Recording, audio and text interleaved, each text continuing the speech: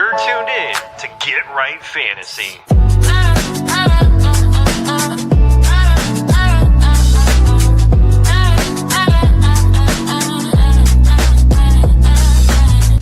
Hey everybody, Adam Rank here. What's up, friends? Daniel Dopp here from the Fantasy Focused Football Podcast over on ESPN. It's Fabs here, Michael Fabiano from Sports Illustrated. You know who you can trust if you've got some questions about your fantasy squad? Want to check out a cool show on YouTube that'll help you get ready for the fantasy football season? Check out the Get Right Fantasy Network. Check out the Get Right Fantasy Network. If you are not subscribed, what are you waiting for? You want to lose your league? Head on over to YouTube.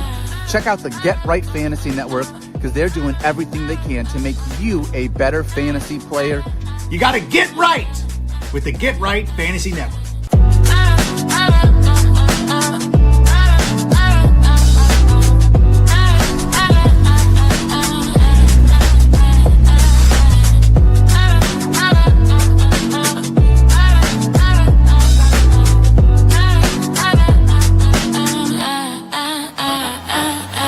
You're tuned in to Get Right Fantasy.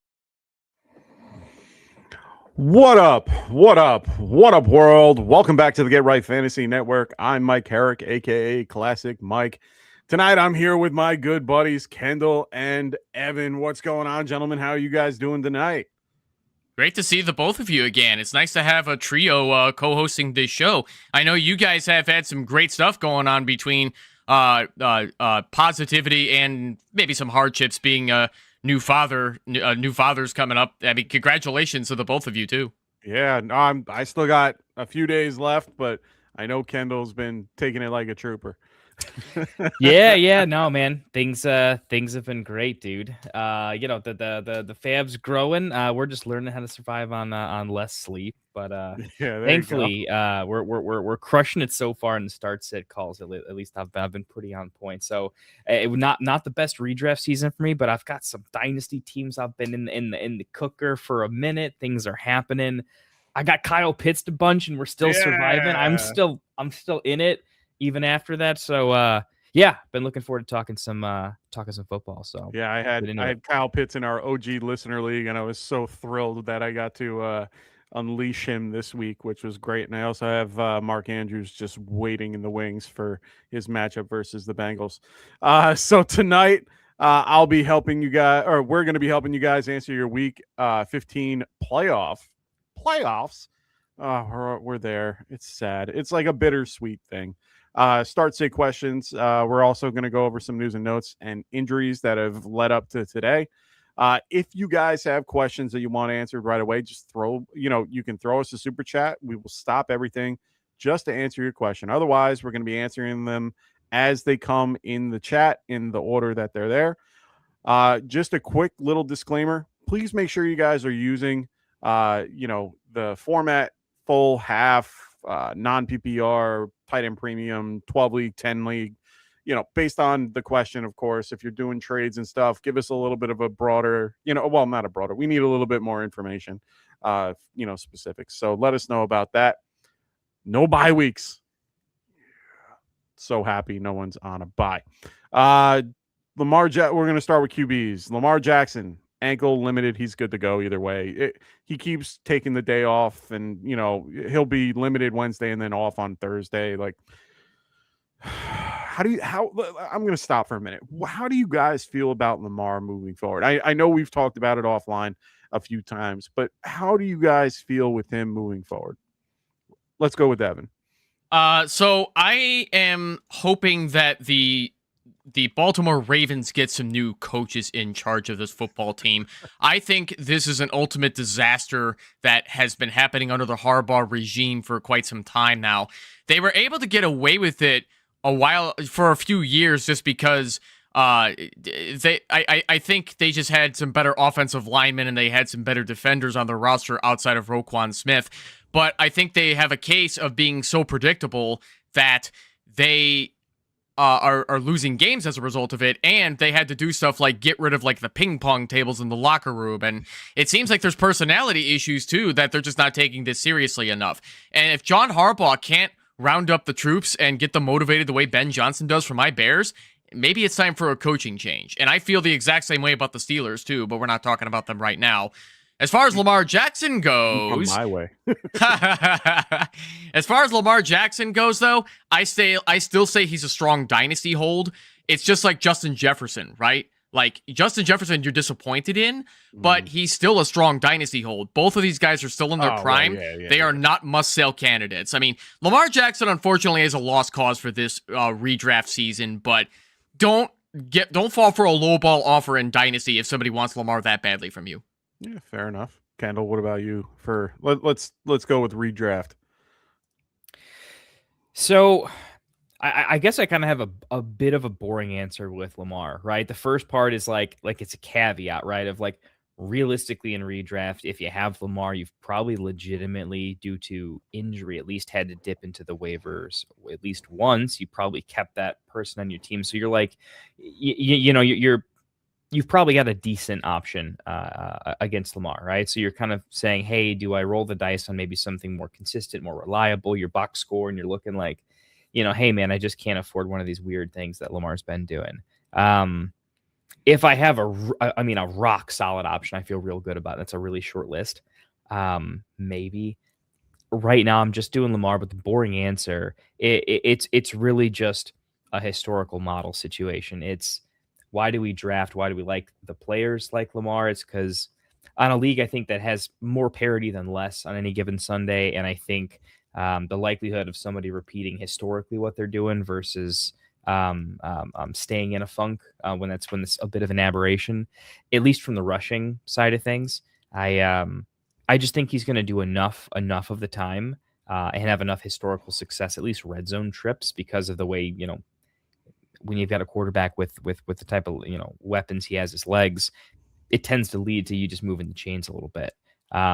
It helps. You see what Caleb's able to do in Chicago, Herbert with the Chargers, with a lot of shaky stuff around him. So I don't want to go on a pro Lamar take, because that's not what I'm doing here. If anything, I've always put Lamar in a sort of I'm under market on him in terms of his passing ability. I've never thought he was an amazing passer of the ball. 100%. I thought occasionally he's a nice competitor. He's got some gamesmanship. He really stays in the game mentally. He wants to go for it, but he's not like Burrow or even Herbert or May or these other guys that have like a poise to them that and a touch. But I'm just going to stay in the flames with the legs. I like Henry, but I don't think he is, outside of layups. I still think Lamar has the chance to give you at least 5 fantasy points with his legs. Gives him enough of a floor where he's just the auto option for me. It feels gross, but again, it's not a pro Lamar take. I'm just going with the math of, more often than not, I think a rushing quarterback like him is going to do just enough, and it gives you some ceiling. Like any quarterback can throw 3 touchdowns.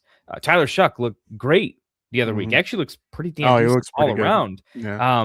But we like running quarterbacks because the oops, I'm the running back and the quarterback today situations unlock this crazy 30+ point ceiling that sometimes you need to roll the dice a little bit. So I'm rolling with him even if it's close. Okay. I mean, for me, I'm just, my 2 cents. I've always been low on Lamar regardless. I've always been lower than consensus. I agree with pretty much everything you had to say and more. He's never seemed to be a very good thrower of the ball. And, he had one great year, which I can't not look at. But at the end of the day, he puts himself into situations that make him less desirable in my mind. And currently, since week 10, he is currently QB 15. He's not even in the top 10. He's more of a QB 2 at this point. So he's definitely somebody that I'm avoiding if possible, unless I have a stronger option behind him. But the fact that guys like Jacoby Brissett, who we talked about last week, he's QB 2 in the last 4 weeks. That's incredible. That's absolutely incredible. Right. So it's just hard to not want to, it's hard for people to go, oh, I'm not going to play Jacoby Brissett. I'm going to play Lamar Jackson. Like my brother has Joe Burrow, Lamar Jackson, and Jacoby Brissett, but he's been playing Lamar and or Joe. And I'm sitting there like, you might want to play Jacoby. Like, he's the better option at this point. Joe's a great quarterback, but he hasn't had the same production. Well, he did, when he came back, but that was in the snow and all that. I would much rather play Joe Burrow over Jacoby Brissett because Brissett's ceiling is 2 touchdown passes because he really only has Trey McBride and he's got an overachieving Michael Wilson to throw the football to in the red zone. Michael Wilson's not even a strong red zone guy in the first place, but he's just being a beneficiary of being force-fed the football because they don't have anybody else. And Marvin Harrison Jr., who we're going to get to pretty soon, is also out for Week 15. Yeah. So Brissett is going to be facing a really tough Houston defense, and I got to give Brissett credit, though. He did play pretty well against a really tough Rams defense. Yeah, he's been playing very well against good defenses regardless. He's passing for 40 times a game. He doesn't do a ton with his legs, but he doesn't need to because he's been throwing the ball well, accurate. He gets the ball out quick. He's a good overall. He's been a great replacement to Kyler and what they should be looking for moving forward. All right, other QBs on the list. Justin Herbert. He's limited, but he was limited most of the week. He should play. There is no indication that he isn't. Jaden Daniels is ruled out. So Marcus Mariota is going to be playing this week. Another guy that's ruled out, Geno Smith. He has been ruled out with the right shoulder and back. To be honest, I'm surprised it didn't happen earlier. He has been banged up most of this season. Every game you just see him, he looks like the Walking Dead. So Kenny Pickett will get the start this week. Brady Cook is also going to be getting this start this week with Justin Fields and Tyrod Taylor both being ruled out. And then here's the fun one. Colts had Riley Leonard from Ohio State. He has been dealing with a knee injury, a PCL injury. He was at full practice all week. They just brought in Phillip Rivers, which good old 44-year-old Phillip Rivers, who hasn't played football in 5 years. I should also mention Riley Leonard graduated from Notre Dame. Well, Notre Dame. My bad. I confused the two guys, Will Howard and him. My bad. Appreciate it. Thank you. But they brought in Rivers, and so they haven't named a starter yet. Who do you guys think is going to be the starter? Well, according to Stephen Holder of ESPN, who is also a Colts insider, he's pretty dead set on Phillip Rivers being the starter based on the practices he was witnessing. And from his experience with being an insider journalist, he also mentioned it's not difficult to understand and come to the conclusion of who a team is looking to start. This team really wants to get Phillip Rivers back out onto the field. They wouldn't have gone out of their way to get him on the team if they really believed in Riley freaking Leonard. I mean, let's be honest, guys. Yeah, or Brett Rippon, for that matter, because Brett Rippon... Yeah, he was fine against a bunch of four-stringers and a bunch of backup, four-stringers and like borderline like roster bubble guys in the preseason for my Bears. But he's not starter-worthy, unfortunately. So P. Rivers is absolutely going to be starting on Week 15, and I'm going to bank on the insider for the Colts to confirm that. Oh, 100%. And then they brought in, I think, Sam Ehlinger too, if I'm not mistaken. So they do. Again? I thought they did, or they looked him up or something like. I remember they had him come in or something. I heard something about that because they wanted some familiarity. He's on the Broncos practice squad still. Bronco, that's what it was. Okay. So either way, I thought I remember seeing the name Sam Ehlinger for some reason. Anyway, whole point is, I agree. I think it's going to be Phil as well. Coming back after 5 years. It's going to be interesting, to see how that turns out, especially in the matchup that they're currently going to have. I currently have him at QB 25 versus the Seattle Seahawks. So it should be interesting to say the least. Running backs, let's get into them. Alvin Kamara, he has been ruled out. His teammate Devin Neal, he was limited, but he is good to go with an abdominal injury, which is different than the ankle or knee or whatever he had. So it's a little different, but still good to go. Devon Achane is limited. He has been no contact for the last 2 days. He has been limited in those days, but Mike McDaniels has said there's nothing to show him that he won't play. So he should be good to go. If you do have Achane and you are in the playoffs, you should do everything you can to have Ollie Gordon and or Jalen Wright on your team. That's what I would be doing in one way or another, or having somebody on Monday night regardless. I want somebody just in case. Breece Hall, knee soreness, and or third quarterback, but he's good to go. He's been limited most of the week, didn't practice, but he is good to go. Josh Jacobs, he did not practice for 2 days and then limited on Friday. Matt LaFleur keeps saying that he's feeling better. Make sure you have Emmanuel Wilson, another situation where they're playing at 4:30. So you want to make sure you have either Emmanuel Wilson or somebody that's playing after 4, just in case you want to throw Josh Jacobs in your lineup. Woody Marks, good to go. Nick Chubb, I believe, is ruled out. When I was looking through my rankings, it didn't say that he was ruled out, but I'm pretty sure he's ruled out. It's not official, but he's looking like he's going to be out. Yeah, okay. I was going to say I thought I posted in the Discord about it that he was out. So yeah, he is out. Just think of him as out. It's going to be him and Derek Kumbawale. Derek Kumbawale. There we go. Almost got it. Andrew Jones limited with shoulder injury. He's good to go. Trey Benson is going to be out for the rest of the year. Now, I only bring this up because he was on the IR. He was added to the open practice window, couldn't practice, and is now on the season-ending IR. Chris Rodriguez pulled his he has something wrong with his groin. He was limited for the last 2 days. He's listed as questionable versus the Giants. So just know that going ahead. They're going to be a little banged up going in against the Giants this week. I don't know if that's good or bad. As Evan discussed before, Marvin Harrison Jr., he's out with a heel injury. He's been officially ruled out. Roma Dunze, he was limited and then a full today, so he should be good to go. T. Higgins, he was ruled out today with a concussion. CeeDee Lamb cleared concussion protocol and will be playing on Sunday Night Football, so just be aware of that. Ladd McConkey, good to go with a foot injury. Jordan Addison, he had an Achilles injury. He's good to go. Jaden Reed, still dealing with the shoulder, but is good to go, should play. Debo didn't practice today due to illness, so just be aware of that. That's another situation that I would just be keeping your eye on, and come back on Sunday morning. Tis the season for a lot of people getting sick at this time of year, including certain 100%. YouTubers that I follow as well. I was going to say, I've been listening to a lot of people, and a lot of people are, hi, so yeah, everyone is a little stuffed up, even me.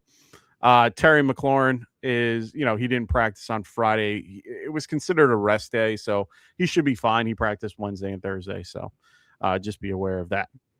Tight end injuries, real quick. This is an easy one. David Njoku, he's been ruled out, and I know all the people that have Harold Fanning are really happy right now.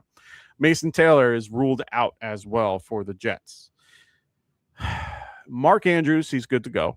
Theo Johnson should play. Both had limited practice throughout the week, and then Andrews had a glute injury that popped up late in the week. The big one is Jake Ferguson. So right now, and I think we're going to talk. I know that somebody in the chat was talking about Josh Jacobs and Jake Ferguson. Jerry said he should be good to go. You guys okay with that? I'd say so. Jake Ferguson definitely wants to get out there, being one of Dak Prescott's favorite targets. I mean, he's been a low-end tight end 1 all season with a floor of 5 targets since week 11. It's a calf injury. Those things do linger. They can be annoying, but being that he's been having limited participants, they have to manage his load a bit because it is a calf injury and they have to try not to overstrain him. I think he will take on his usual volume, and he should be easily a tight end 1, a low-end tight end 1, assuming he plays. Aiden, I appreciate you looking that up and getting that for us. That does make a lot of sense now that I see that. So I remember I did see something about that. Well, yeah, I agree. I think he's going to play. I think they need him. I think this is, crunch time. They want to be involved. They're on the bubble. They're trying to get in. I think they're going to do anything they can to get him in and, give Dak everything he needs. All right. You guys ready to go? Ready to jump into some questions? Let's do it. So we got Jamie. Jamie goes, Evan, man, I'm going to be waiting for the wild animal to jump out from your background. Yeah, so the background that I have right now is a backyard that I used to have in a rental house that I had more than 10 years ago. It's been a long time since I've seen it in person, but those were old days when I was younger, and I don't miss that place anymore. It was fun while it lasted, but I'm happy moving forward from it. There you go. And it looks nice. That looks like a moon, like one of those nights where like the moon was really, really strong. So That's exactly what it was. Yeah. oh, that's what it was. Nice, nice. I love it. Warrior Loft goes. I was once 1-3. I'm in second place, 10-4. Thanks, guys. We That's love what we're here for, brother. That's why we are here to help you guys get these wins. So Warrior was the one. Are you guys worried about Josh Jacobs' knee injury? Sounds like it's not serious, but they are being extra cautious and containing the situation. Let's go with Kendall. What are you thinking about Josh Jacobs? I mean, he's such an auto start where it's not an injury where he's not going to risk not playing, right? So the idea is, how clever are we trying to be here, right? It's a team that, if he was injured, I think they would just sit him. They're not like at risk of not making the playoffs.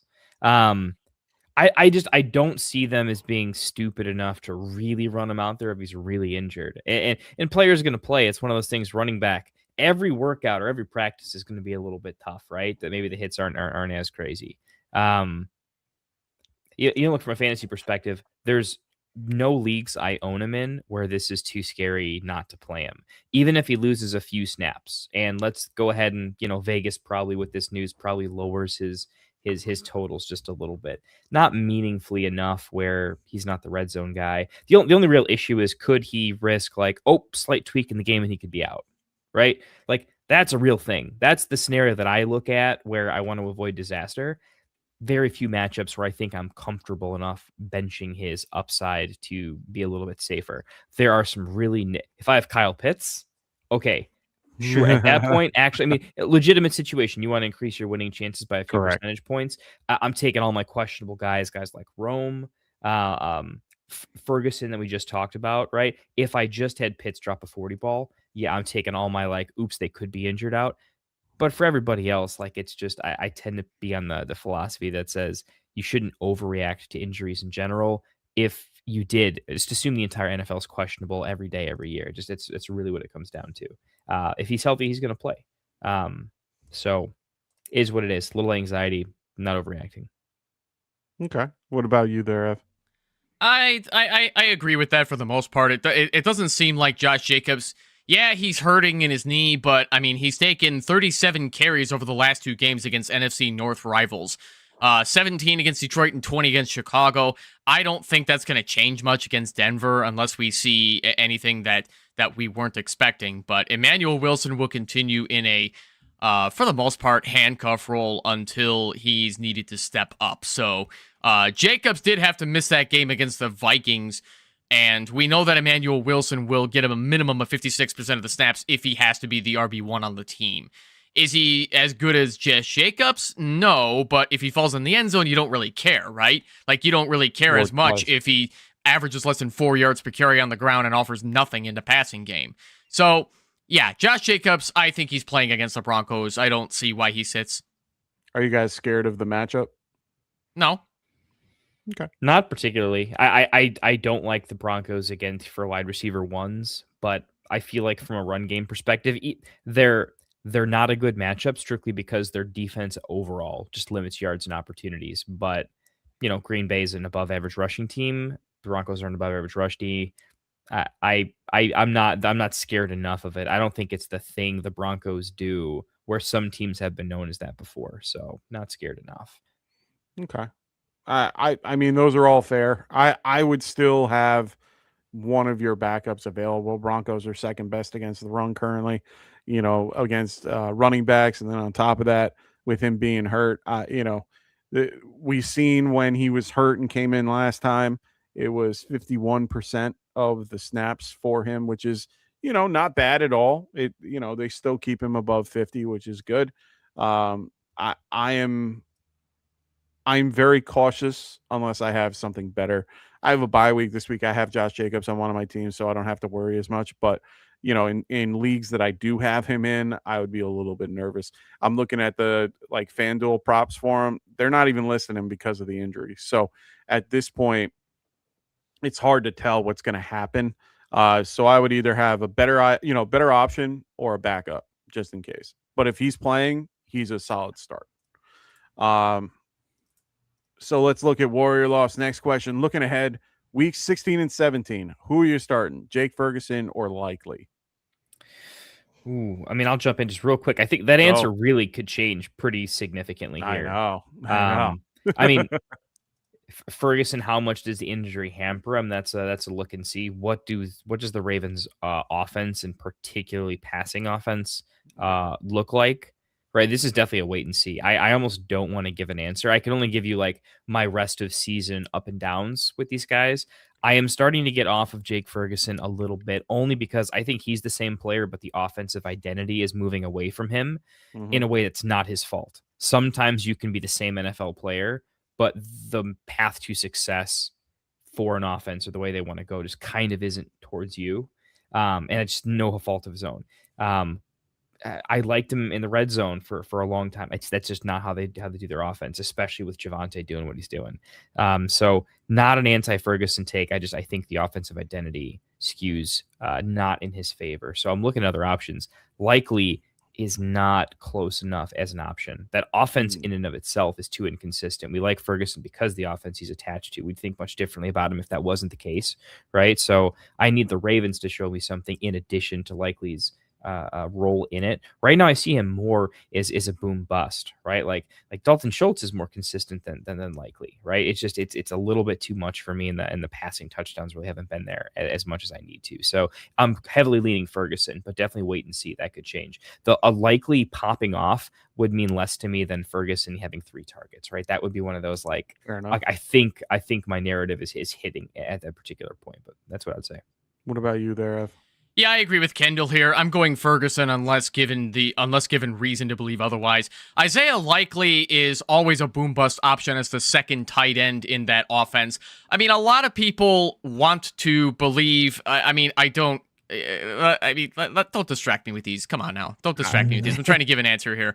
I don't. But it is a good point that Ayash Posh brought up as well. 6 targets over the last couple of games. Those are just incidental against teams that are really bad against defending tight ends. I believe the Bengals are the worst in the league at defending tight ends too.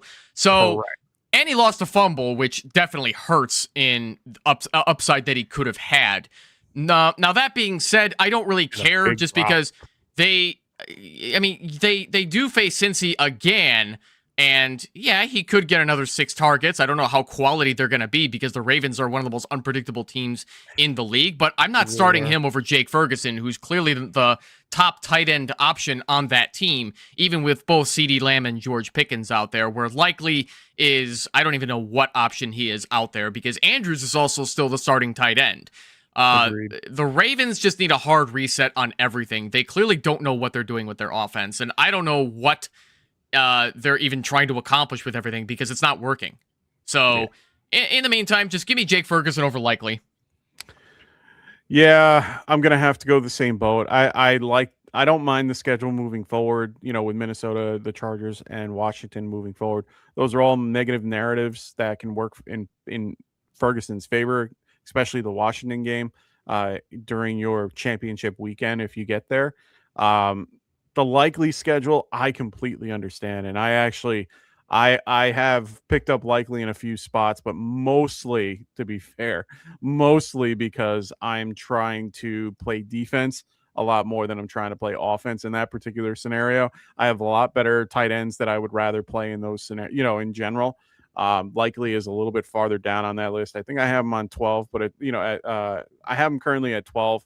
And it's mostly because of Cincinnati's defense and the history of this whole year has been against the tight end, and pretty much every tight end has gone nuclear against them. So it's hard not to rank him a little bit higher than normal, but that's only 1 week. Next week is not going to be the same. The week after, not going to be the same. Yeah, like Kendall said, I'm willing to just be like, and just go with Jake Ferguson moving forward and get my points in the coming weeks. So you at least have a safe floor with Jake Ferguson, where 100%. Isaiah Likely does not have a safe floor, and I'm not shooting for upside, or I'm not taking any risks in the playoffs. I mean, maybe you disagree with me on that part, but I like a safe floor in the playoffs because I want to at least know that I'm putting myself in the best possible chance to have a victory, no matter what round I'm in. Yeah, So, and I mean, even Ferguson has been, we can bring up likely 6 targets in 2 games. Ferguson has been doing 4, 5, 5, or no, he's been doing 5, 6, 6, and 7 the last 4 weeks. So they're essentially, Dak's a better thrower of the ball. If he's just a better quarterback in that sense of the word. It's a safety blanket for him. There's a lot of scenarios that they do it. Having Lamb there almost helps him more because I've seen him where Lamb's not there and Ferguson just tends to not even be involved. When Lamb's there, he's involved because a lot of pressure is off of Ferguson at that point. So I'm going to stick to Ferguson, and especially with the news that we just talked about with him, with Lamb being forward, being active. Jamie, what's going on, man? So he goes start 2 in Superflex Dynasty. Nice. Dart, Hurts, Stafford. They're all in my top 7 rankings this week. I already know my answers. Evan, I don't even have to think twice about this one.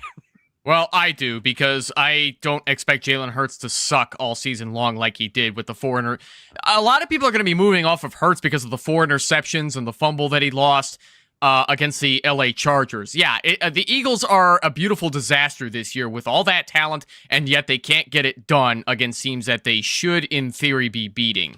Now, that being said, Matthew Stafford is a must start. He's playing the Detroit Lions defense that is now without Brian Branch, and even when they had Brian Branch out there, they were terrible at defending the pass in the secondary. So it's not like I'd be scared of the Rams offense, even if the Detroit Lions defense was at full strength. Hurts is playing against a Raiders defense that is pretty much rolling over and just letting teams do whatever they want to them at this point. Maybe Max Crosby is still trying, but it's a lost cause for the Raiders. And Jackson Dart also has great upside against a beaten down Washington Commanders defense that is also pretty much giving up for the season because they're already eliminated from the playoffs.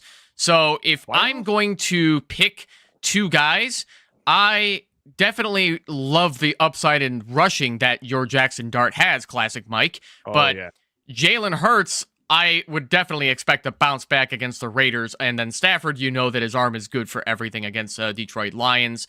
And, they're all pretty much in my top 7 as well. But I am...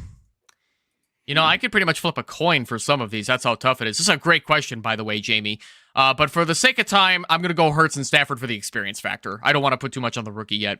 Ooh, Kendall, you go. I already know mine. Stafford's the easy one in. Top 2 or 3 for me this week. Probably rest of season. That's the auto start there. Like both matchups, Washington I don't think is doing much. Although it's fair to be said that I don't think New York has the best weapons, best feel for their offense right now either. So I feel like sometimes Dart has been overperforming what I think his lines might otherwise have been. It's, I think, a better way to look at his production than something to be more consistent. I think I want to look at a larger sample size, like Evan's alluding with Hurts. I'm gonna stay. I'm gonna stay with Hurts here. I'm gonna stay with. There's more paths to that offense being okay. Like the reason we're reacting to that offense being broken is like it shouldn't, and it definitely shouldn't against Las Vegas. It's really the previous game was crazy, but like the crazy mistakes were the weird part. I think more often than not, Hurts is just going to have a better offensive game here. I like Dart. I want to see it a little more consistently. I don't know that Dart's still going to have the same rushing upside. Daniel Jones, when he didn't have the same rushing upside, was a different quarterback for me. It is really close. I just have Dart a few more below Hurts. And if I have to do it, I'll tell you this. If it was a worse matchup for Jalen, right, I would be very comfortable and happy going Dart, right? I went Dart over Lamar for that long stretch the last couple weeks. This is just it's a Las Vegas team that doesn't have a lot going well for it, right? The quarterback situation's bad. I mean, if anything, like this is a game where the Eagles could put up 30, 35, 40 points. Like it could get ugly. That's how bad Vegas can be. The amount of I don't see Vegas doing anything on offense, right? So the Eagles are going to have the ball in the red zone like most of the game, right? Like that's a very plausible outcome. So that's kind of where that's how I'm making my decision, where he's just a few points up in the rankings. Okay. You got to have a tiebreaker, right? And that's what it's going to be for me. Okay. Yeah. The only reason I don't pick Jackson Dart here is because it's a division rivalry game, and those are always weird. Yeah, they can be. But you know what? I'm going to go with Jackson Dart. I know it feels like a homer pick because of who I am and what I like, who I root for. But honestly, it's not. I actually enjoy this particular matchup in general. Giants are favored by 2.5. He's been doing well with his legs, even though they've been trying to tell him to turn it down a little bit, which I understand. 110%. They need to. He needs to learn how to just get out of bounds. There are times to, put the shoulder down. And there are times to just let it go. I also like Stafford. He's a lock. The 55 point over under for me is what I like. That is the one thing that I am just can't wait to watch this game in one way or another. It's going to be a fun matchup as a whole. Just watching these two guys in a dome just go at it. So I'm really excited for these, that particular matchup. So Stafford, Dart, those are my two. Evan and Kendall going with Hurts and Stafford. Let's go to Scott. Scott goes Williams, Knicks, or Burrow, full PPR. This is like an easy Burrow for me. If Burrow's healthy, always start Burrow. I get the tease out. It's Joe Burrow. Jamar Chase is still on the team. I have faith that Joe Burrow could do anything with worse weapons. Very hard for me to not start Joe Burrow. I'm already against Bo Nix in general in a lot of ways. I think I'm going to be right more often than I'm wrong. And Caleb, come on, I got to see the passing game do a little bit better before I'm just ready to run out Caleb as a QB1 right now. So, what about you, Ev? Well, I'm going to go Burrow over both Caleb Williams and Bo Nix simply because the passing weapons is better. Joe Burrow is a better quarterback than both of those two right now. And I'm not saying that to be the case against my favorite guy, Caleb Williams, forever. And I think Bo Nix even has some room to improve too. I don't think it's over for him. But Joe Burrow is the established veteran with the established passing weapons against a Baltimore secondary that can't even stop a stop sign. So I think that this is going to be huge for Joe Burrow this coming up. I would expect no less than 2 touchdown passes from him. Oh, yeah. I mean, historically, he has done very well against the versus the Baltimore Ravens. Did you almost say Buffalo Raiders? I almost said Buffalo Ravens. I don't know why.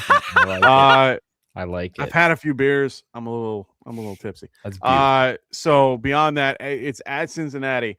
Just to let people know, in the Northeast and in that particular Ohio area, there is going to be a snow front that's coming through right there. Even Long Island's going to be getting a couple inches from that, which is not rare. It's a little rare for us. That could be a quite fun game as well. Another division matchup that I enjoy. It's going to be Joe Burrow, regardless. It's hard not to play him. All right, this is going to be harder for us there, Warrior. Looking ahead at these matchups. So we got the Broncos versus the Jags or the Chiefs versus the Titans. I know my answer. Wow. I'll say this real quick, right? One, I'm not going to spend a lot of time on this question because at the end of the day, defense has crazy variations. This is not something to go in sports bet because we can outsmart the things happen with 100%. There just isn't that much correlation to just knowing how it's going to go for you, right? Just pick a lane and kind of run with it, right? I'm going to say in this particular case, right, the Broncos are screaming to me right now. But the thing I find interesting is that the Chiefs D is looking better. And they feel like the safest bet to the Titans just not scoring a touchdown. Yeah. The Jags are this weird team of destiny right now. I can't describe it. I keep looking at them being like, the Jags suck. But I'm like, yeah, but their defense has been oddly good. Their offense is sometimes okay. They're somehow plausible. Tell me they couldn't put up 24 points on the Broncos defense. They just randomly could, and I can't explain it. The Titans scoring over 9 points against the Chiefs seems absolutely outrageous. I wouldn't be surprised if they have negative yards at halftime. I'm going to take like the chalky, easy 10 points and probably go with the Chiefs defense as a tiebreaker. 100%. I'm picking the Chiefs here. So, Warrior Loft, the one thing I will tell you is that I do not recommend looking ahead at DSTs at this time. I actually just released a full-length video on my Barely Fantasy YouTube channel. Check that out after the show. Ooh. I do not encourage anybody to stash DSTs for the playoffs because the average points they put up all year long is any unit is lucky to get to 10 fantasy points per week by average. And even then, that data is skewed because of like 1, 2, or 3 weeks where they pop off and they get 100%. maybe a special teams touchdown or whatever the case is. It's too fluid and it's too much of a dart throw to depend on. So I will be respectful and answer your question though, Warrior Loft. I'm gonna go with the Broncos defense over the Chiefs defense because the Titans showed that they can put up 31 points against some talented defenses out there like the Browns. I'm not saying the Browns are a good team, but the Titans are starting to show some signs of life out there because they got nothing to lose and they're going to just throw caution in the wind. Where the Chiefs, I mean, they probably have a little more to play for compared to the past, but I just don't think they have what they used to. I think it's going to be a closer game than it should be. But yeah, I'm going to take the Broncos here just to answer your question. And my answer is the same for your next question about Week 17 here. I'll be respectful here. I will say you should play the Patriots defense over the Steelers defense. It's that easy because the Jets offense is a total disaster. Now, that being said, Warrior Loft, like I said, do not go out and stash any defenses right now. Keep streaming them. Fill your bench with players that you could potentially start in a pinch because your chances of getting more points out of them are higher. Yeah. And this is, I think, for kickers. Yeah, same thing with kickers. Yeah, I mean, in my particular view, you're playing Aubrey regardless. I mean, he's just a better kicker than Fairbairn. Fairbairn's more accurate in some ways, but he doesn't have the leg that Aubrey does. And Aubrey can change a game. I am gonna tell you Aubrey until further notice. And even looking at the schedule, indoors. So we're going with Aubrey. That's an easy Aubrey, and then get rid of kickers the following year. Yeah, well, except for against the Commanders, but even so, I'm still going Aubrey. And Brandon Aubrey is an automatic start every single week the Cowboys play because of the talent he has in his leg alone. I love me some Kayemi Fairbairn, but I love him. I mean, he's not as good as Aubrey. I was going to say, I love him if I don't have Aubrey. And if I have Aubrey, I'm not playing him. And the only time I'm playing Fairbairn is when Aubrey's on a bye. So hope that helps, Warrior Loft. Thank you for the questions. Yeah, always enjoy those. Always love my kicker questions. We got Aiden. What's going on? He goes, good afternoon, gentlemen. I joined 2 Guillotine Leagues this year and have made the Final Four in both. Good for you. Good work, man. And I have made, in one, I decided to stream Pitts and had Bijan. You're saying. Oh, you lucky. Yeah, right? You completely ended someone's hopes and dreams, man. Just trying to flex in that one. So he goes, pick 3 out of these 6. All right. Yeah, Bowers, McBride, Pickens, Cook, Henry, and A-Chain. Is it tight? What's the tight end premium scoring, bud? I couldn't tell you. Aiden, if you're listening, definitely let us know what the tight end premium situation is. We'll answer it as if it's straight PPR, no tight end premium. How does that sound? You guys got conviction? I'm still kind of reading the question a little bit. I know you guys have some feelings yet. It's going to be McBride as a lock. I'm going to have to. I want to lock Cook. I think the one guy that's out of this, I'll see, and I want to have Henry out of this equation. But unfortunately, I don't think I can. I think A-Chain. I would love to play A-Chain, but I'm so nervous. It's such a good matchup, though. I like A-Chain a lot. I'm staying in the Flames. He's a locked in, like he's as locked in as McCaffrey is for me. I'm going McBride, Cook, A-Chain. For me. It's close between Pickens and Cook for me. I actually think Pickens has like kind of a get right game, but Cook's just too damn consistent right now. I like the Patriots. Are defense. most of these guillotine better? Are they full PPR? If they're full PPR, I'm going Pickens. I have no problem with Pickens. It would be McBride, Pickens, and then probably A-Chain. Evan, what are you thinking? I don't necessarily want to give an answer for a guillotine league because I have no experience strategizing for these, so I would not be the best guy to ask. Oh, I don't either. I'm just giving, 3 guys that I think that are going to be out there, that I would want out there in my perspective. Yeah, and I get that. I just don't know if there's more to it than what there is. So no. For this, it's just you want to have the most points. So you're trying. I get it. Yeah, I just don't have any. I don't have any experience trying to strategize for such a thing. And half a tight end premium, 0.5 and premium. Well, with 0.5 premium, the fact that Bowers is probably going to have to get. I think he's going to have 8 catches. I mean, that is adding an extra 4-point floor to my projection. That gets Bowers in over Cook for me. That makes Cook a little too touchdown dependent. I'm gonna go Bowers, McBride, Achane with the 0.5 premium. Then it's gonna be another. It's gonna be another one of those snow games out in New England too. So, okay, all right. Yeah, I think Achane is the one that I think most of us agree on, and then. McBride, I think we're both locked in on. I think it's really just, between Bowers, Pickens, or Cook. Unfortunately, Henry kind of takes, step back in this one. I think I love Henry in this matchup because it's a good one because, Cincinnati can't stop the run either. But it's a very difficult, the way that their offense has been, it's just been so volatile that it's so hard to pick what day it's going to happen.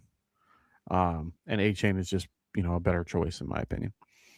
So a lot of good picks and a lot of good, situations. Aiden goes, also first time popping in on the live stream in a while, loving the Bears.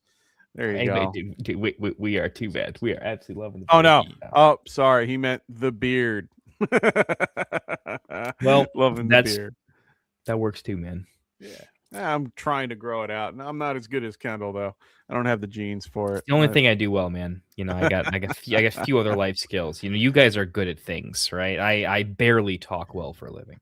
Ah, stop it. You're a recruiter. You have to talk well. So we got for next week.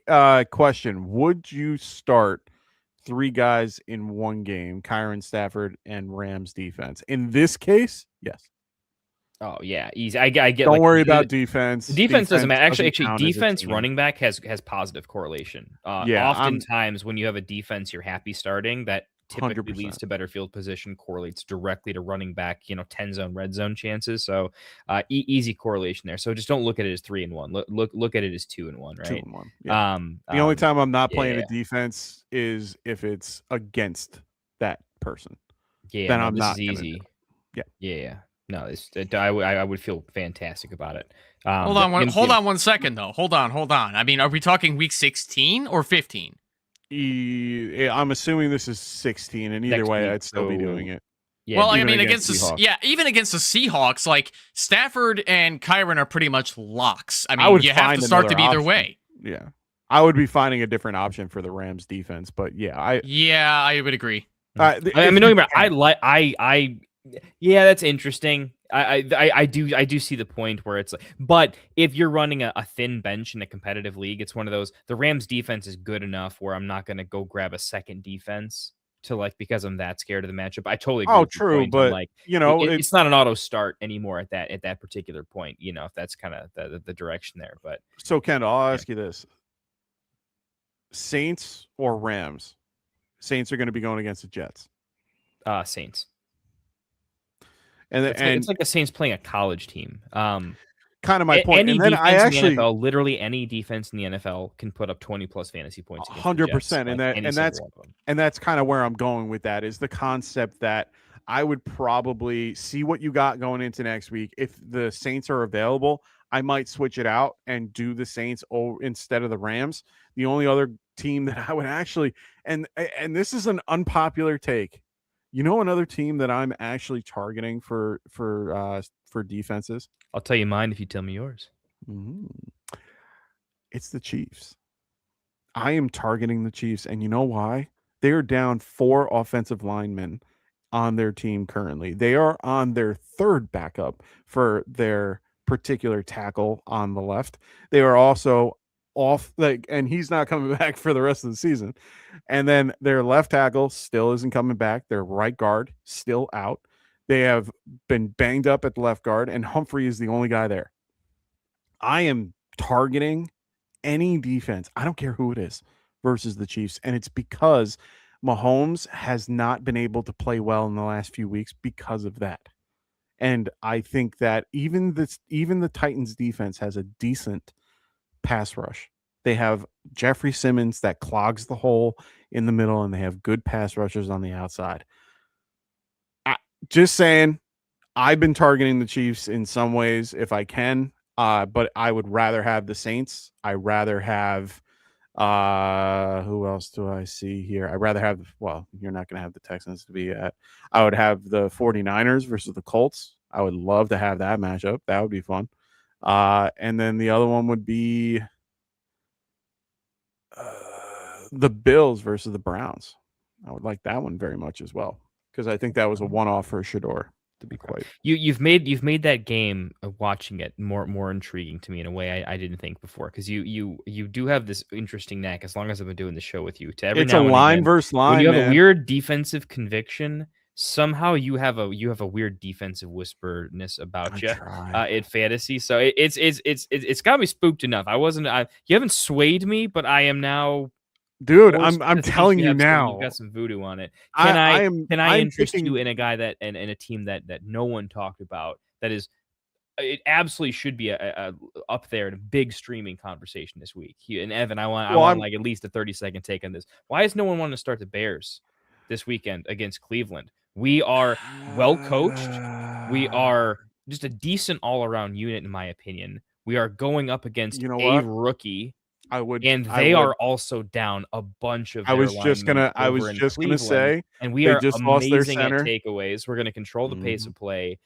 Shador could be in for a seeing ghosts day against a well-coached Chicago Bears defense that takes the ball away, which we like for defensive scoring. It correlates to fantasy. Oftentimes, the Bears correlate better to fantasy than the NFL sometimes, with our takeawayness that we've been prone to lately. And I think we could absolutely just show. And we're in a get right window. I get a very, very typical, like, Green Bay was the closest thing that I can call a good loss.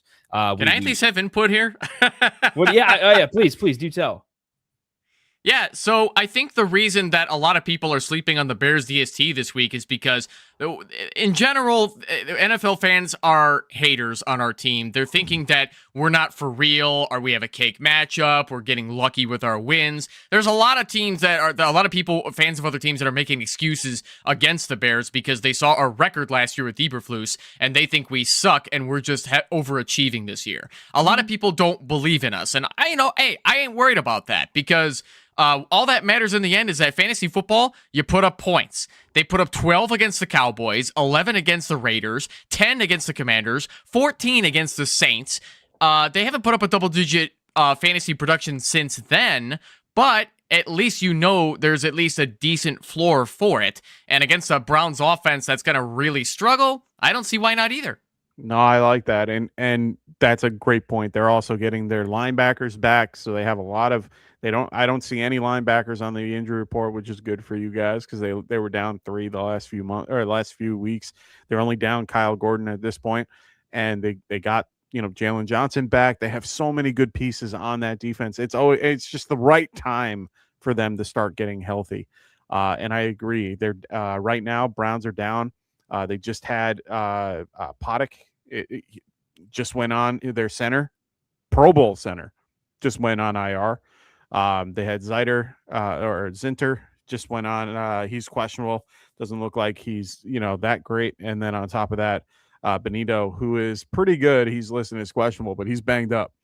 So their tackles are the only thing that are saving them. They have a good nose tackle, good group. That's a good eye there, Kendall. I'm actually looking right now to see if they're available, because I like the take. You swayed me in this case. That's why you tune in, man. Every now and again, we get a couple there. This Bears defense also has a lot of Matt Eberflus holdovers, which are not necessarily in alignment with the schemes that Dennis Allen prefers. So I'm just hoping by next season we get more fitting players for a Dennis Allen as opposed to a Matt Eberflus that like to play defense differently, which is working out so well for the Cowboys right now. They're not failing every single week, but let's just say they're not stopping a lot of offenses. There you go. I like it. So those are our answers for you there, Tyler. Hopefully you enjoyed that. Jamie goes, the Browns are without. Oh, okay. So this is back to what we were talking about. That's what we just did. Yeah. Yeah. So it was something else that we were talking about. But yeah, it's very, very close to that. So Aiden goes, first player to get -4 points in one play. Statistics say he's going to average out. Oh, this is about Hurts. With 60-point games. So we'll see how that turns out. I'm not a big fan of Hurts in general, so I don't see that happening. No, dude. I just That's bought the him Giants in Dynasty, fan. right before. Okay, let's be clear. I didn't like him prior, but I have never been a fan of Jalen Hurts just in general. I'm a fan that if you can run and throw, then you're good, but he can't throw the ball. He can run. So Not so sure that's true, but I don't know. Maybe that's another topic for another time. It's more of my eye. I don't see him being. He's not an accurate quarterback in my opinion. From what I see, I could look at statistics all I want, but I got to look at a lot more about the. I forgot what they call it. It's like a catchable ball. They have like a stat for catchable balls and stuff like that. He's very low on that list. Let's go to Steven Pereira. What's going on, man? He goes. Michael Wilson, Tet, Wandell, pick 2, half PPR. I think Wilson is a lock for all three of us. Correct? No.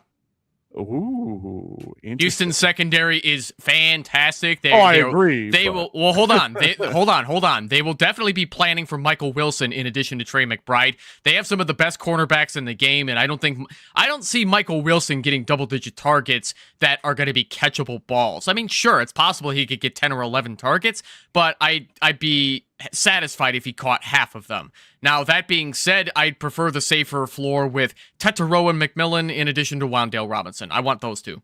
Interesting. I like it. Kendall, what about you? Classic. You know what? I love you, buddy. But I'm completely with Evan here. I know. Evan, I'm glad you said that.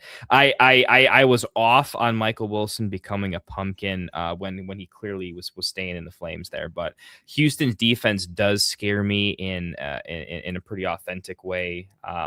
I'm not. The Panthers are in a very important game, big game for them. I think Ted's going to be over targeted. I think they're just going to force the ball their best guy in high leverage situations in a game that they really need to win. And Wandale is actually my easiest lock out of these guys. He's just the guy. He's just when you start averaging 10 plus targets, you're always getting some play, right? So Wandale's the easy one for me. It's down to Tet, Michael Wilson. I like Tet to score a touchdown more than Michael Wilson. And I like the Panthers just really playing hard in this one, where I think Houston is going to be the team that plays hard and does a bit of damage to the Cards on this one. I also think the time of possession is going to be insane. I think it is an absolute smash spot for Woody Marks. I think he could. I'm going to have a few shekels on him running probably over 95 yards, over 100.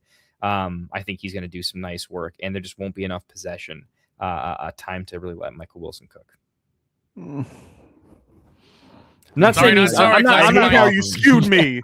I'm not off of Wilson this week, but I hate in this particular case, I know everything's relative. I'm honestly off of him enough that I'm with that. Okay, so Wandell's the guy that we all agree. Yes, I could definitely agree with Wandell here. Wandell, 100%. I'm going with Wandell everywhere I can.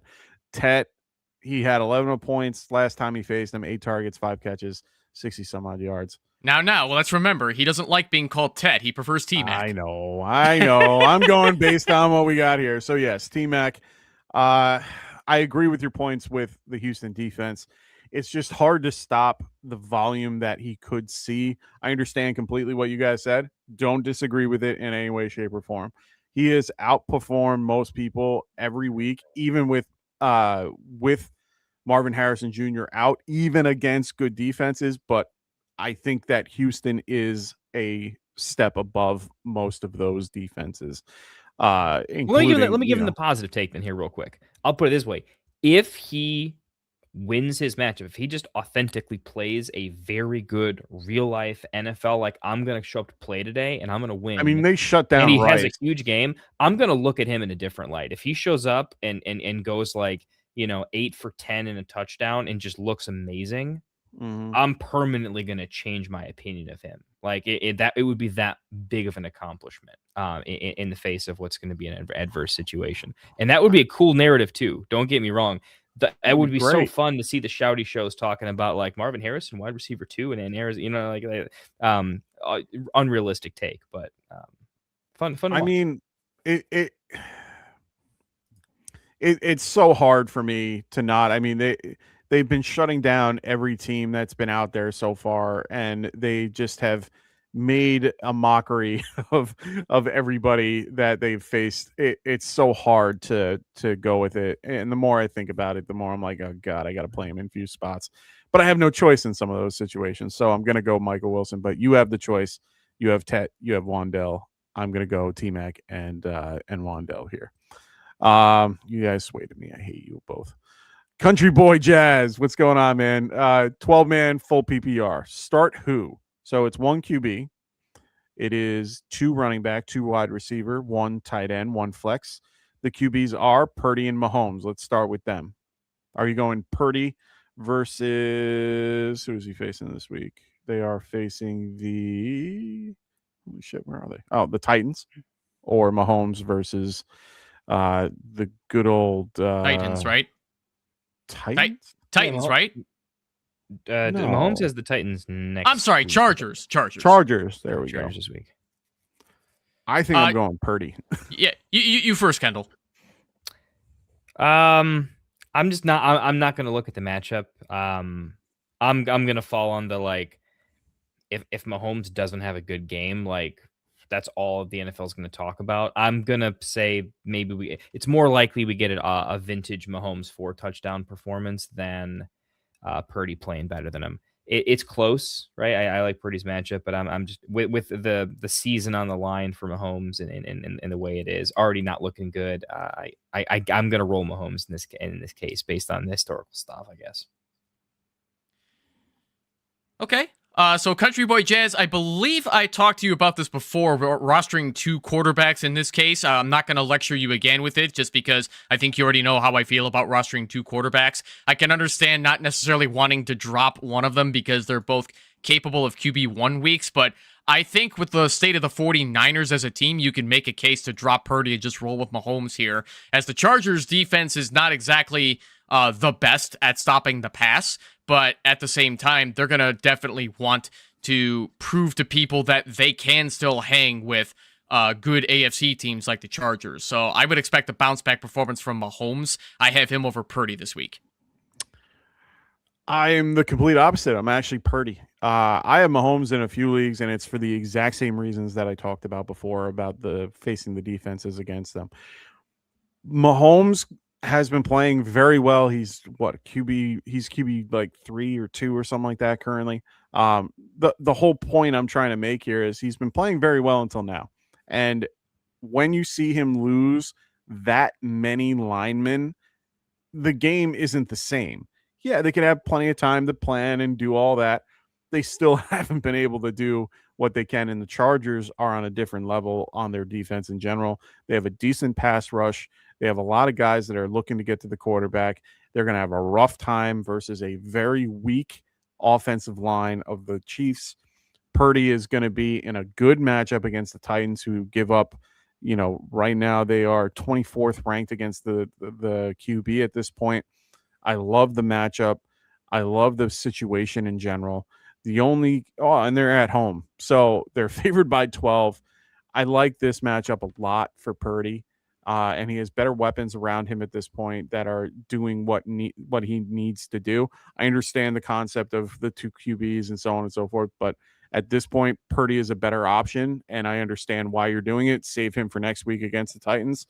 Might have a better outcome, but I like Purdy currently in this particular matchup. My Purdy shares. I have so much Purdy in Dynasty right now. Well, man. Believe me, I hope you're right, kind of. This is the only caveat, because then I'm looking at the team forward, and he has CMC, Jones, Walker, and Rodriguez, which I think we're all in agreement that it's CMC is the number one. Yep. And then it's trying to figure out who we would go with the running back 2. I'll go Walker. I'm going Walker here. I know Walker gross. I'm still going Walker here. Yeah, I'm gonna go Walker and not feel great about it. But yeah, I'm gonna go Walker as well. And then we're gonna go Olave, Diggs, Jennings, Terry, and Godwin. I'll go Olave and Diggs here. I'm close. I'm Godwin for already sure. played, so we can't put him in the equation. Yeah. Godwin's out of there. Something I'm getting good vibes on. No, with the quarterbacks flip, Terry's taking on a play for me with him being. Yeah. I'm gonna go Olave Diggs here. Yeah, me as well. And then tight ends, it's Waller, Strange. It's Strange for me. Yeah, same. Can go Strange. Yeah, I have Strange pretty high this week as well. Let's go with him. Darren Waller, if he doesn't fall in the end zone, he's not worth enough. Yeah, Strange is so good standalone, and he's got to catch a touchdown at some point. He's got that Trey McBride luck at this point. Yeah. But they're targeting him a lot. They like him. And then the next is for the D, Rams or 49ers. In this case, this is kind of like the scenario we were talking about before.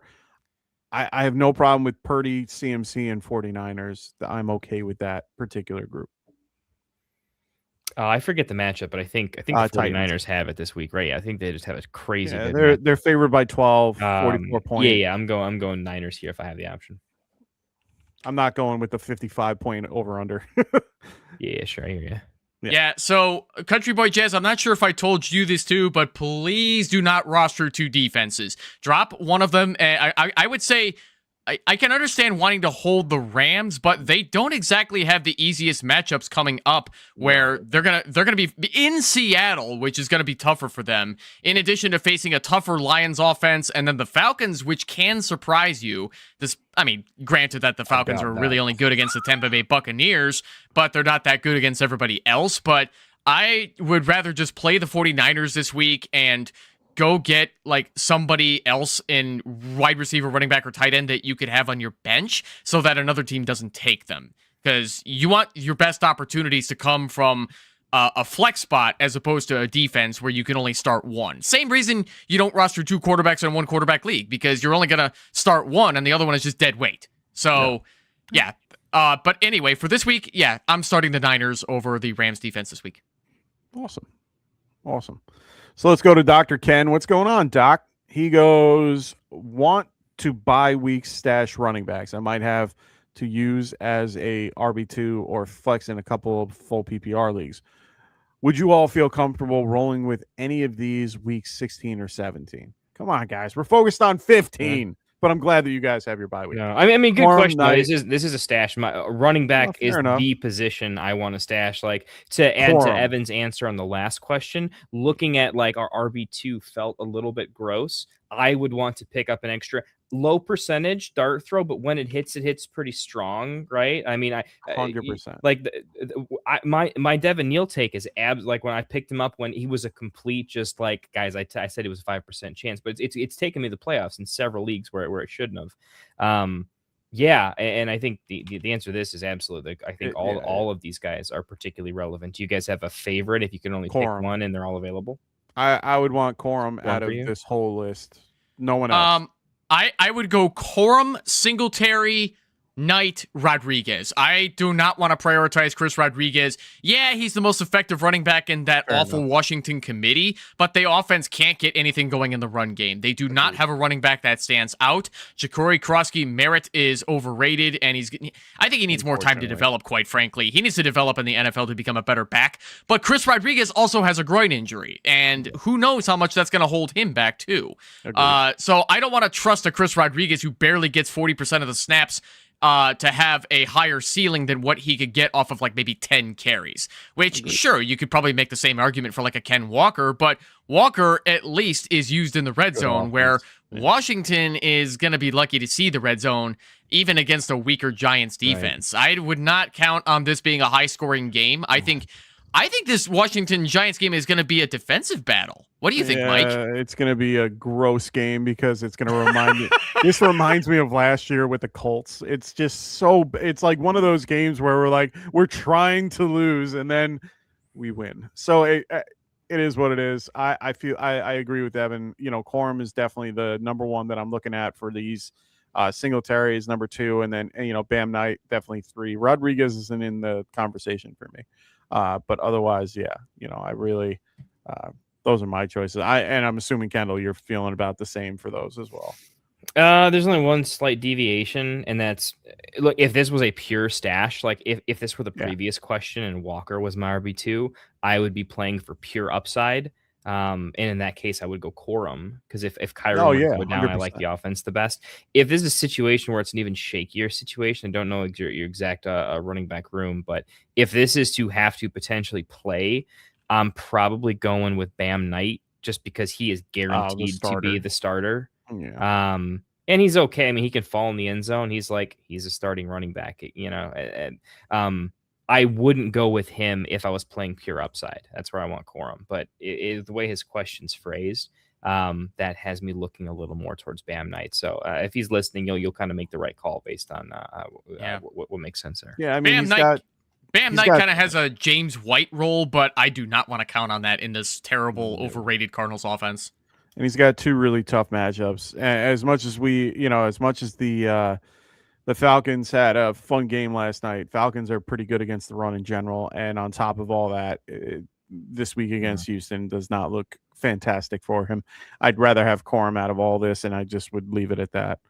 All right. Dr. Ken, whoever you select for that, good idea. I can't decide if Blake Corum is merely a handcuff or he actually has standalone value, but it's looking like he's building standalone value. So maybe the Rams are finally going a 2-back offense, just like the rest of the NFL wants to do. And if that's the case, go ahead, go get Corum.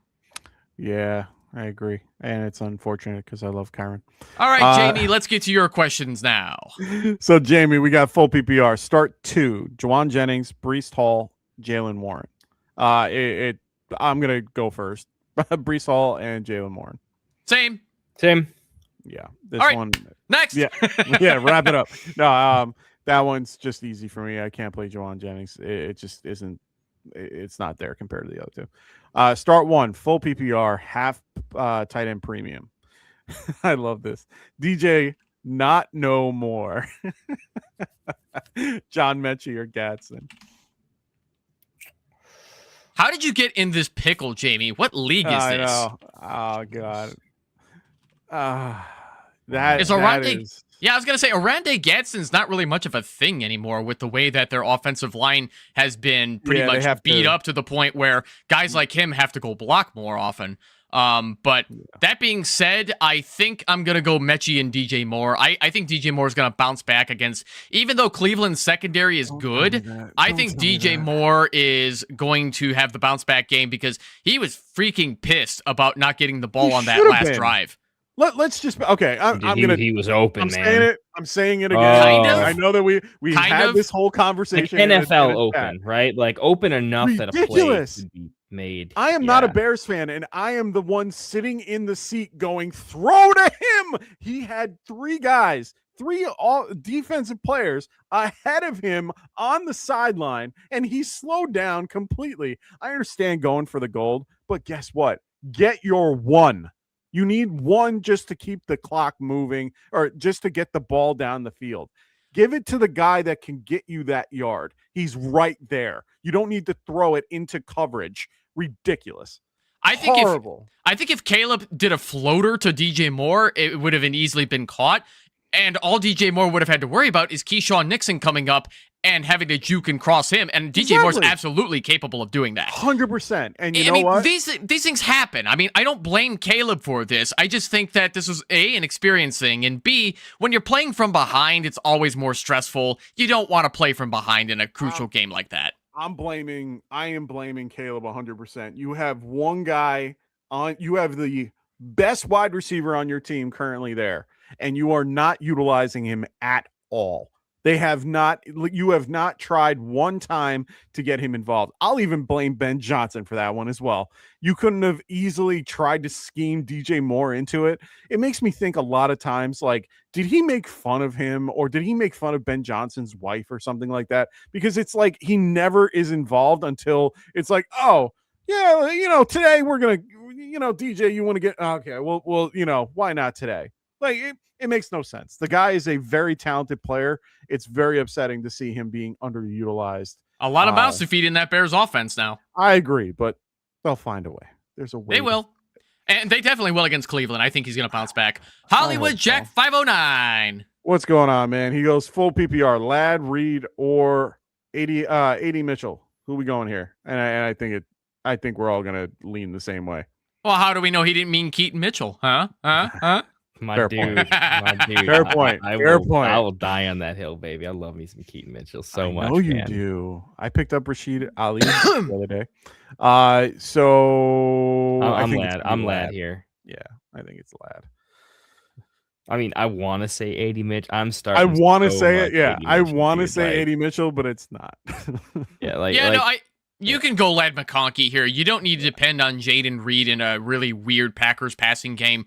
And you don't have to go Adonai Mitchell if you don't want to, because Brady Cook, well, let's just say that he's going to have a really hard time developing in the NFL, being thrown to the wolves like he's about to do, playing 100% of the snaps. And that's going to go really tough against a Jacksonville defense that's still, I think, is still very underrated.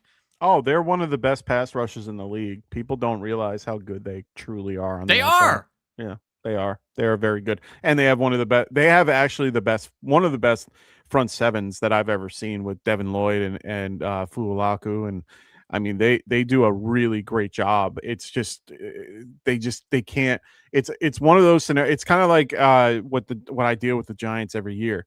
Good defense, but they're always on the field.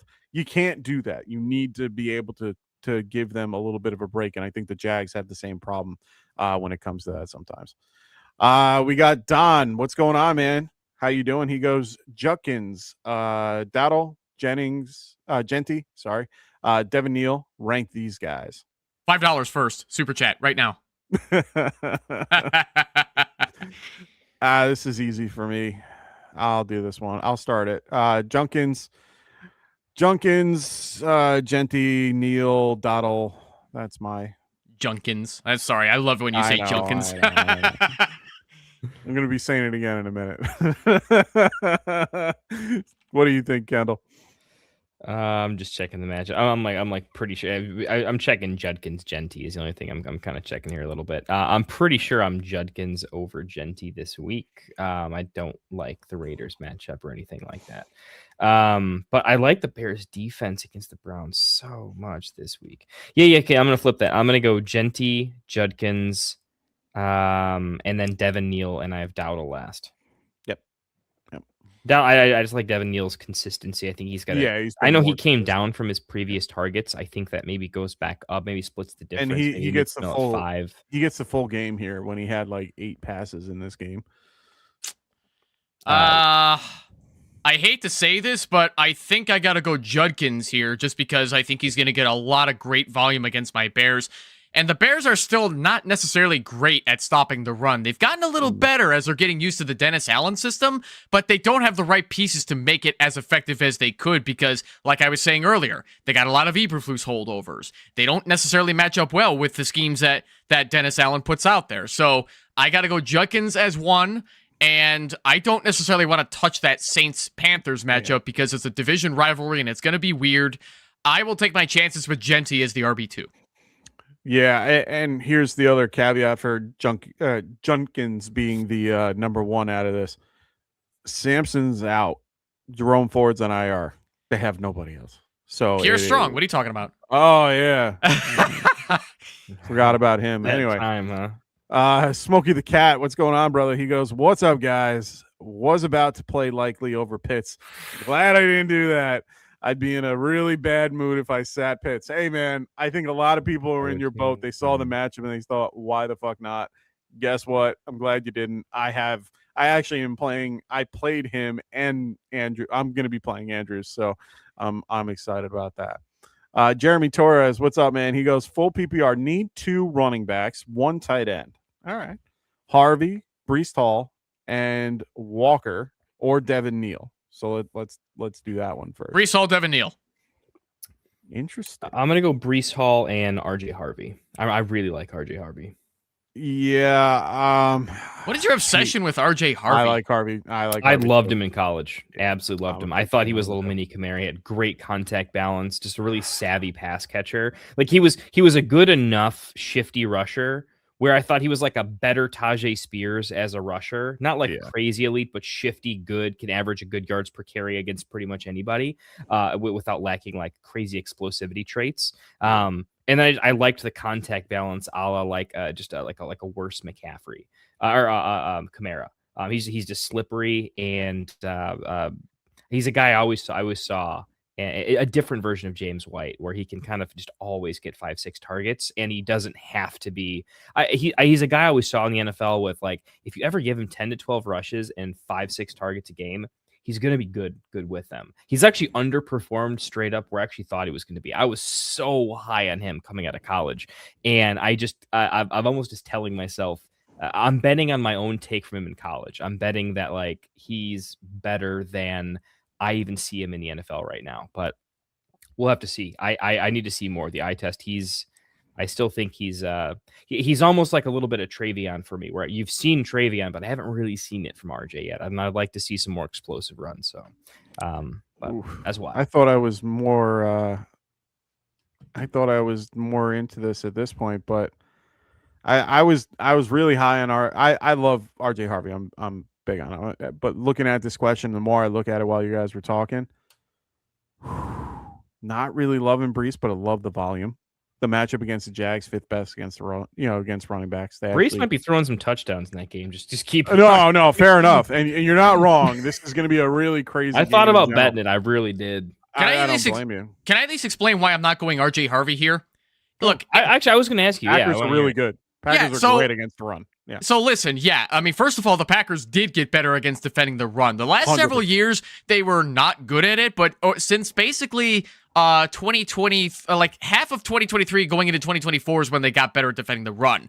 I think the Packers are going to be forcing Bo Nix to throw the ball, and the Broncos are going to have to pass the football in order to beat them. Now, that being said, we've also got Brees Hall, which I think will have to get involved in more ways than he's comfortable.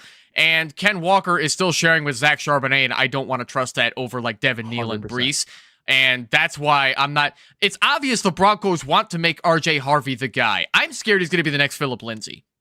Oh, interesting. Yeah, that name's come up a lot in my. 24 years old, and it took him a while to get going. Yeah. They draft drafted pedigree though. Like explain draft pedigree. They drafted Royce.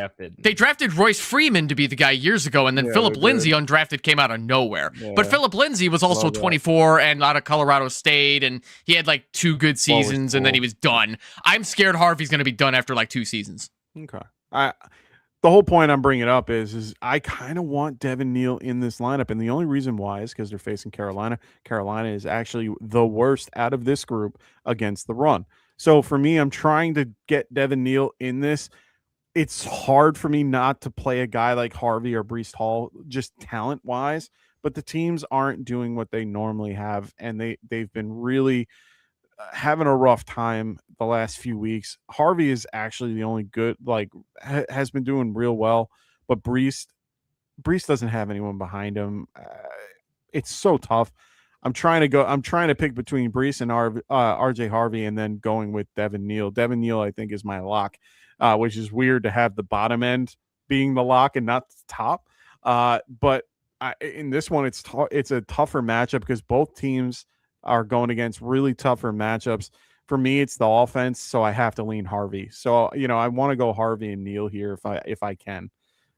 It's strange to think, but that's what I'm doing.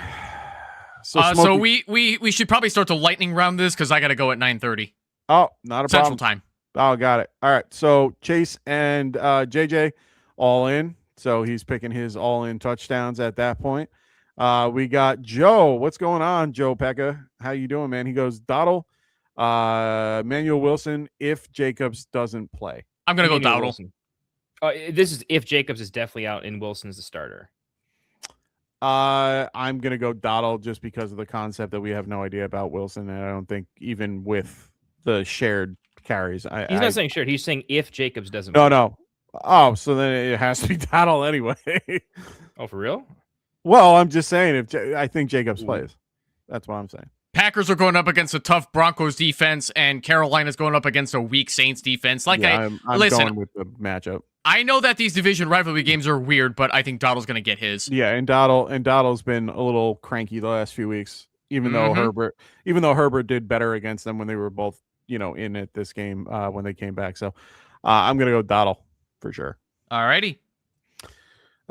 Jamie got Deep Dynasty League. It's start 11. So now, he was talking about his question before. Yeah. Ride, what's going on, man? He goes, how are we feeling about Jonathan Taylor and Taylor Warren? Would you guys go Woody Marks over Taylor? Never. I don't think anyone would out of this group. Hell no. And then Kincaid over Warren. That's the only one I think we might move on. But I like Warren. I'm pretty, and he's the emergency QB, which I know that doesn't mean much, but I'm still gonna go Warren. So correct me if I'm mispronouncing your name, Rydires Chambers 2041.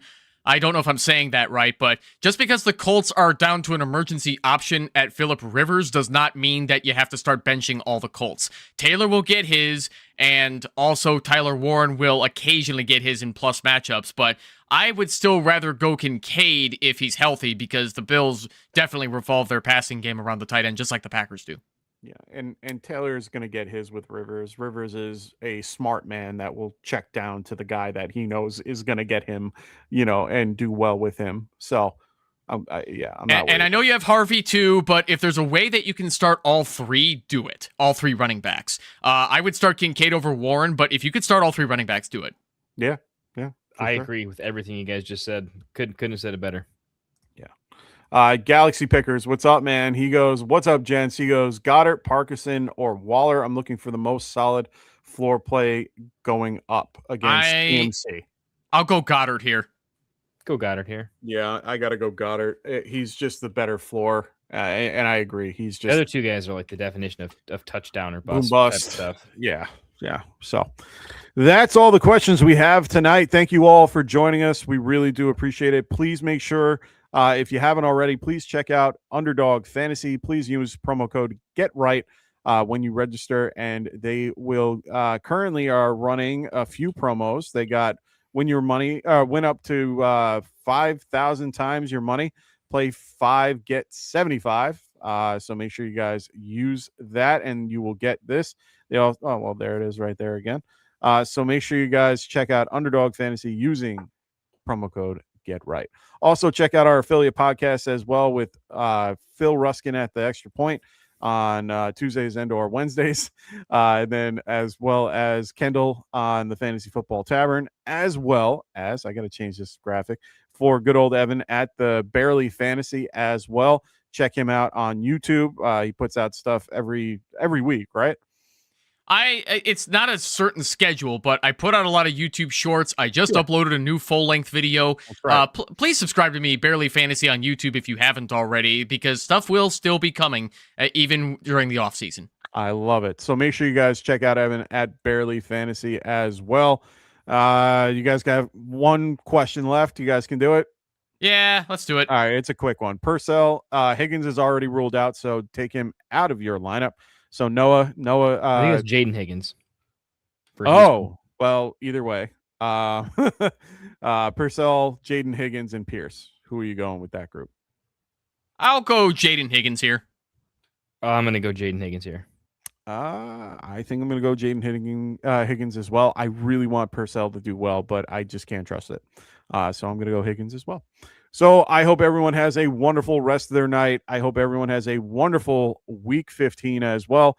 Please make sure you guys check us out. I'm going to be here hopefully on Sunday. Still waiting on the wife to have the baby, but I should be here on Sunday, hopefully. Other than that, I hope everyone has a wonderful week 15, unless you're facing me. We'll see you guys soon. I hope everyone has a really great night. Peace out.